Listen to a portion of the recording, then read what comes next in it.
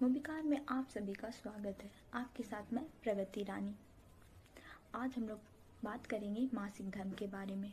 उससे पहले मैं आपको कुछ जानकारी देना चाहूँगी। 28 मई वर्ल्ड मेंस्ट्रुअल हाइजीन डे यानी मासिक धर्म स्वच्छता दिवस। मैं इस टॉपिक में अपनी फ्रेंड करुणा गुप्ता के साथ बात करूँगी। पहला प्रश्न, आपका महामारी में अनुभव कैसा रहता है? महामारी के समय हमारे शरीर से पानी की तरह खून का स्राव हो रहा होता है, इसीलिए ये हर लड़की के लिए अलग अलग अनुभव होता है। ये कुछ ज़्यादा ही पेनफुल होता है। दूसरा प्रश्न, क्या आपको मासिक के दिनों में कोई परेशानी होती है? शारीरिक, मानसिक या आर्थिक, सामाजिक, सभी तौर पे बताएं। शारीरिक रूप से हमें चिड़चिड़ापन, उदर, हाथ पैरों में ऐंठन जैसी समस्याओं का सामना करना पड़ रहा होता है। उस समय इस्तेमाल की जाने वाली वस्तुएं भी कुछ अधिक ही महंगी होती हैं। इन वस्तुओं को हम राजनीतिक रूप से भी राजनीतिक मुद्दा भी नहीं उठा सकते हैं, क्योंकि एक लड़की शर्म के मारे इन मुद्दों को उठाना पसंद नहीं करती हैं। इस तरह हमें आर्थिक और सामाजिक समस्याओं का भी सामना करना पड़ता है। समाज इसे अलग ही नज़र से और एक छुआछूत की बीमारी की तरह देखता है।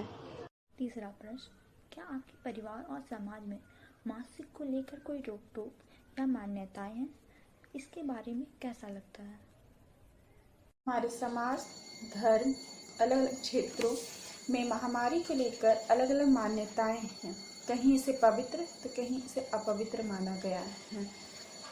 कुछ मान्यताएं मुझे अच्छी भी लगती हैं और किन्हीं को मैं मानना सही भी नहीं लगता है।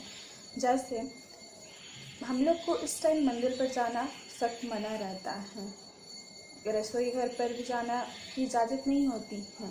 पेड़ पौधों को भी छूने की इजाज़त नहीं रहती है, क्योंकि इसमें ये माना जाता है कि मुरझा जाएंगे, रसोई घर के सामान कुछ खराब हो सकते हैं। इन सब से और मंदिर में जाना भी मना रहता है, क्योंकि उस टाइम मंदिर एक ऊर्जा का क्षेत्र है, पॉजिटिव वेव आता है और हम लोग के शरीर में नकारात्मक ऊर्जा का प्रभाव उस टाइम हो रहा होता है। तो नकारात्मक और पॉजिटिव ये दोनों का एक मिलन सही नहीं रहता है, ऐसा माना जाता है। और कुछ मान्यताएं ऐसी भी हैं कि इस टाइम लड़की को पूरी तरह से अलग रहना चाहिए। सारे मतलब कि किसी भी कमरे में जाने की इजाज़त नहीं रहती है, एक अलग कमरे में दे दिया जाता है। उसके रहने, खाने, सोने सबसे अलग, किसी से बात करने मतलब अलग रूम, अलग रहना, इस तरह का काम दिया जाता है। चौथा और अंतिम प्रश्न, अगर आप मासिक धर्म के बारे में कुछ बदल सके तो वो क्या होगा?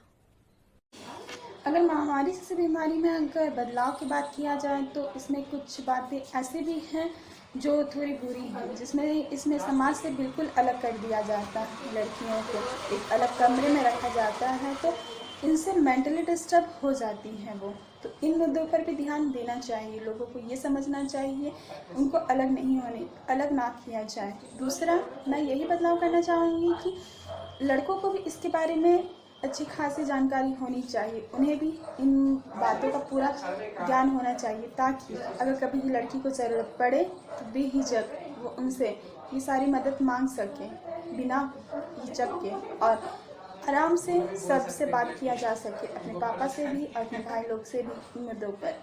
और तीसरा यही बदलाव करना चाहेंगे, अगर समाज घर से ही अगर ये बदलाव होते रहें तो हम लोग को होने वाली हल्का छोटा मोटा परेशानियां भी आराम से ख़त्म किया जा सकते हैं। मान लेते हैं इनसे मिलने वाली वस्तुएं बहुत महंगी होती हैं, तो इसे राजनीतिक मुद्दा के तौर पर उठाया जा सकता है। हम लोग उनको प्राइस कम करने के लिए भी बोल सकते हैं।